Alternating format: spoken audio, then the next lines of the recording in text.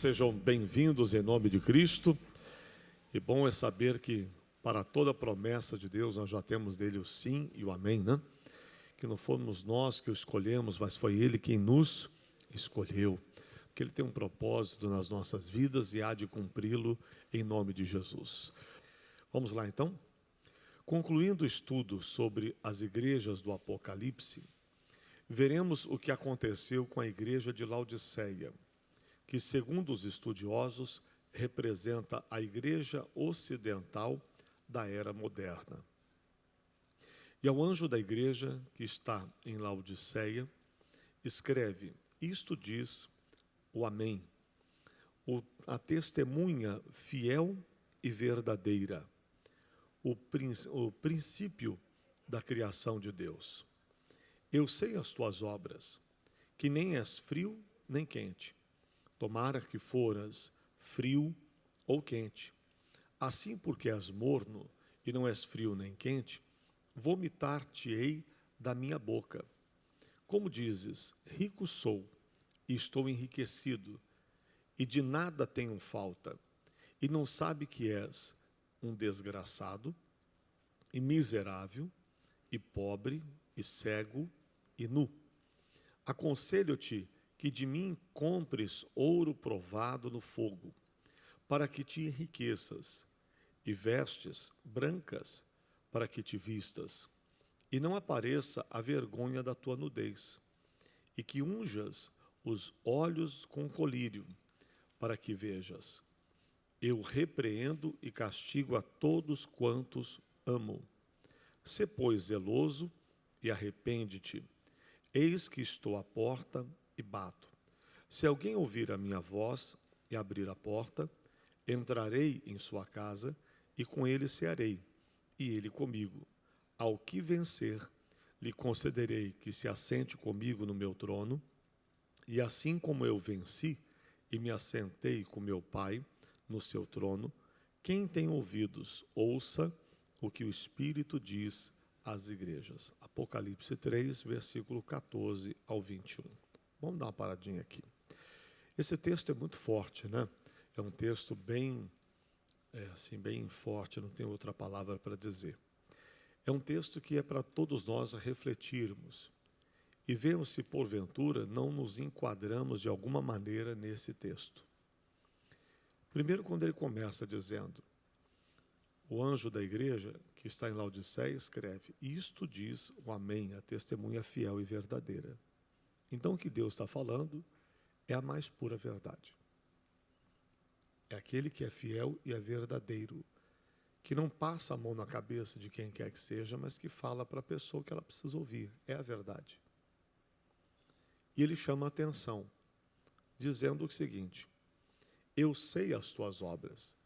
Então, estamos falando de uma igreja, mais uma vez, repetidas vezes voltamos a falar disso, uma igreja que trabalha, uma igreja que tem obras, que nem és frio nem quente. É uma igreja que tem obras, mas é uma igreja que está em cima do muro. Não é uma igreja que 100% serve a Deus, mas também não é aquela que não serve de nada a Deus. Não está nem lá nem cá. Às vezes faz algo, outra hora faz outra coisa. Então, uma hora serve a Deus, outra hora desobedece a Deus. Uma hora agrada ao Senhor, outra hora agrada ao inimigo. Mas Jesus falou que não tem como servir a dois senhores. Ou serve a um, ou o outro. A pessoa vai ter que decidir o que ela vai fazer. Elias, no seu tempo, dizia para o povo lá: até quando cocheareis entre dois pensamentos? Se o Baal é Deus, então sirva o Baal. Agora, se o Senhor é Deus, então sirva o Senhor. A gente tem que tomar uma posição, uma decisão, e não ficar em cima do muro. Aí ele diz: seja frio ou quente, assim porque és morno, e não és frio nem quente, vomitar-te-ei da minha boca. Quer dizer, eu vou jogar você fora. Quando a gente vomita, né, é porque o nosso organismo está rejeitando aquilo. É isso que ele está dizendo. Eu vou rejeitar você que não toma uma atitude. Você que não toma uma decisão a quem você vai servir. Você que não decide logo a quem você vai agradar. Ficar em cima do muro é ficar numa posição em que a pessoa poderá ser expelido, jogado para fora, tirado. Então ele diz, como dizes? Mas olha, o que ele está falando? Vocês são mornos, porém, vocês falam outras coisas de vocês. Vocês se acham. Vocês acham que estão bem, mas não estão. Vocês dizem, rico sou, estou enriquecido, quer dizer, estou bem, Deus está comigo porque eu estou prosperando, Deus está comigo porque eu estou alcançando isso, porque eu consegui aquilo, e de nada tenho falta. Então, não está faltando nada, tem suprimento para tudo. Então, a pessoa está acomodada porque acha que está bem. E não sabes, detalhe, não sabes. Então, alguém que está sendo enganado pelo diabo. É alguém que está longe de Deus, achando-se perto. Alguém achando que está bem, mas que, na verdade, bem não está. Acha que não tem falta de nada e não sabes que és desgraçado, quer dizer, não tem a graça de Deus sobre você. Miserável, quer dizer, espiritualmente é pobre demais. Cego, não está enxergando nada que está acontecendo. E nu, lhe faltam as vestes espirituais que vão lhe permitir entrar na cerimônia das bodas do Cordeiro que o Senhor Jesus contou numa parábola, falando que havia um que entrou na festa, mas que porque não tinha as vestes adequadas, foi colocado para fora. Não tem vestes, está nu. Aconselho-te que de mim compres ouro provado no fogo. Então a pessoa precisa ir a Deus e em Deus adquirir o que está lhe faltando. Senhor, eu não tenho vestes. Senhor, eu estou cego, me ajude a enxergar. Senhor, eu estou distante. Senhor, eu estou frio. Me ajude, eu preciso voltar para a tua presença. Essa é a postura que Ele espera que façamos. Então, aconselho que venha e que de mim compre ouro provado no fogo, para que te enriqueças, para que se consiga, então, a partir daí, ter uma riqueza verdadeira. E vestes brancas, para que se possa, então, estar agora adequadamente vestido para as bodas do Cordeiro, para o encontro com Cristo. Para que te vistas e não apareça a vergonha da tua nudez. Quer dizer, aquilo que nos envergonha são os pecados da nossa vida, que só o sangue de Cristo pode nos tirar. Ninguém mais pode. E que unja os olhos com colírio. Então, que os nossos olhos sejam abertos para a gente enxergar a verdade. Para que vejas. E aí ele mostra para nós que a sua repreensão não é para o nosso mal, e sim para o nosso bem, visando que o homem se arrependa e se volte para ele. Eu repreendo e castigo a todos quanto amo.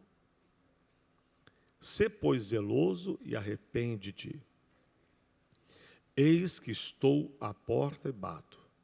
Se alguém ouvir a minha voz e abrir a porta, quer dizer, se alguém de fato sentir que Deus bateu no coração com essa palavra e der ouvidos a ela e permitir que Jesus entre e faça uma obra na sua vida, então ele diz, eu entrarei, cearei com este e ele comigo. Eu vou participar da sua vida e você participará da minha.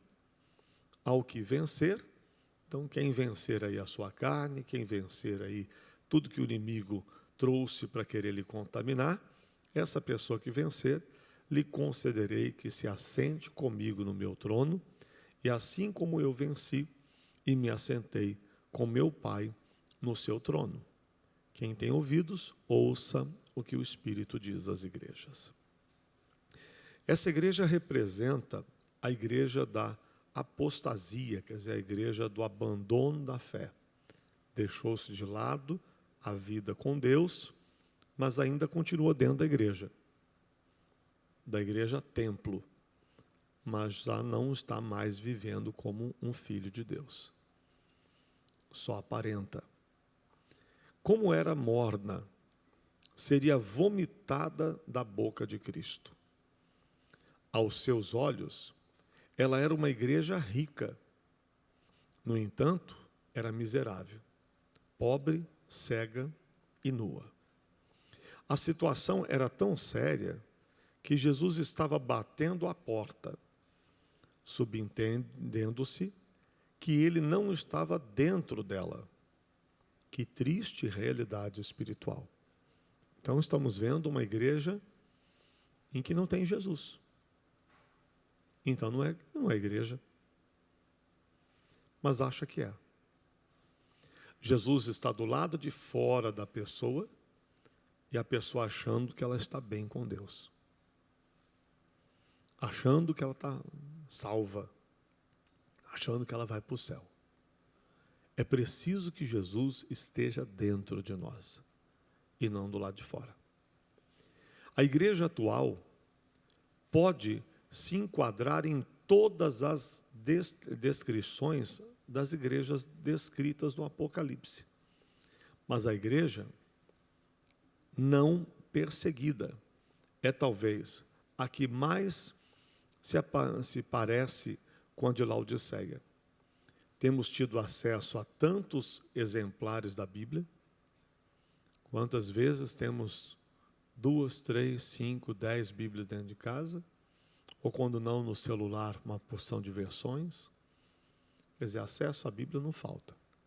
Às vezes o que falta é a leitura e a prática dela. Há tantos livros de ensinamentos bíblicos, tem gente que tem uma verdadeira biblioteca em casa. O detalhe é ter tantos livros e não ler nenhum deles. Há tantos recursos financeiros que nos permitem ter tantos templos estruturados, quanto condições de evangelização por meio da mídia. Isso nos faz pensar que somos ricos. Mas, ao mesmo tempo, que temos recursos como nunca tivemos em tempo algum, somos mornos no que diz respeito ao fervor da fé e evangelização do mundo. Então a gente acaba tendo tantas oportunidades e não se aproveita. Enquanto há lugares em que a igreja é perseguida e que as pessoas são extremamente ativas, fervorosas, firmes na fé, decididos a ganhar almas, alguns correndo risco até da própria vida, e falam de Jesus para as pessoas. E às vezes a gente, com tantas oportunidades, não falamos de Jesus para ninguém. Às vezes temos tantas oportunidades de ganhar uma alma, fazer um apelo e levá-la a Cristo, e se fizermos isso aqui, pelo menos por enquanto, não vamos ser presos por isso, não vamos ser chicoteados por isso, não vamos morrer por isso. Mas tem países que as pessoas correm esses riscos todos, e mesmo assim falam de Jesus. Acabam falando de Cristo. E nós? Estamos perto agora de finalizar mais um ano. Quantas pessoas nós ganhamos para Jesus esse ano? Mais um ano se passa. Daqui a pouco acabou o ano de novo. Para quem pregamos o Evangelho? Quantas pessoas nós falamos do amor de Deus? Que sentamos com alguém, que conversamos, que evangelizamos, que nos importamos com aquela pessoa? Estava lá doente, aí ligamos, oramos, se não podia fazer visita pessoal, pelo menos uma ligação, para dar uma palavra, para orar com a pessoa. Enfim, em tempos tão difíceis que vivemos, às vezes uma palavra faz uma diferença muito grande. Pode até salvar uma alma aí. e às vezes não fazemos. Então, contaminados, continuando aqui, mas ao mesmo tempo, então que temos tantos recursos, como nunca tivemos antes, falta aquele fervor na evangelização. Steve Galler, autor do livro Contaminados pela Babilônia, comenta no capítulo 6 sobre a mornidão da igreja de Laodiceia. Eles andavam de um lado para o outro. De um lado para o outro.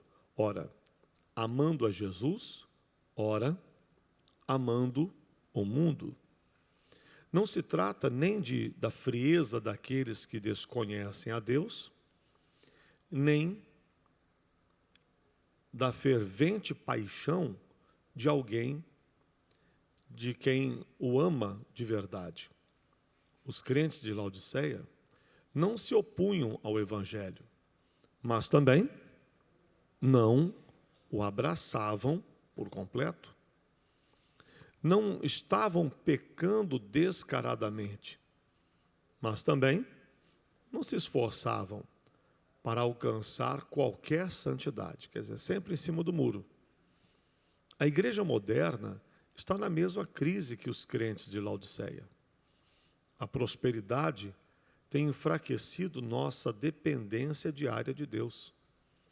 Em vez de perguntarmos como posso afastar-me das venenosas influências do mundo, perguntamos quanto do mundo posso ter e ainda ir para o céu. Não é bem isso?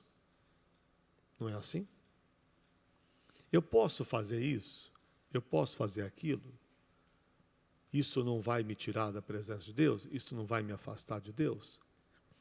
A pergunta não é, o que eu posso fazer para estar mais perto de Deus? A pergunta é sempre o oposto, né?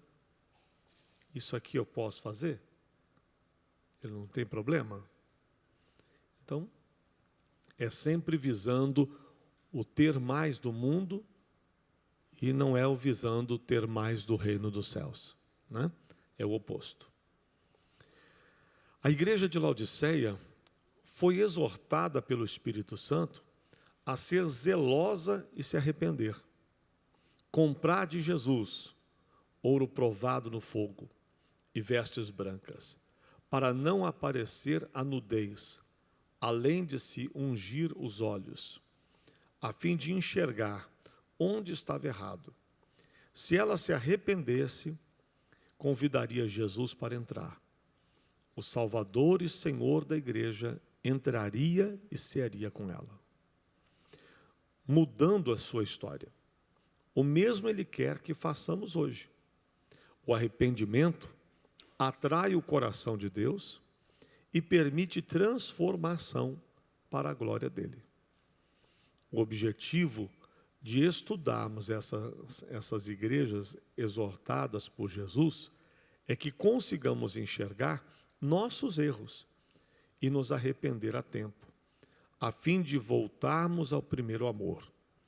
Não tolerarmos o que Deus não tolera. Sermos vivificados e cheios do Espírito Santo. Só assim venceremos. Saiamos da mornidão, do lugar de morte espiritual, do lugar de amor fingido e sejamos vivificados pelo Espírito de Deus. Amém?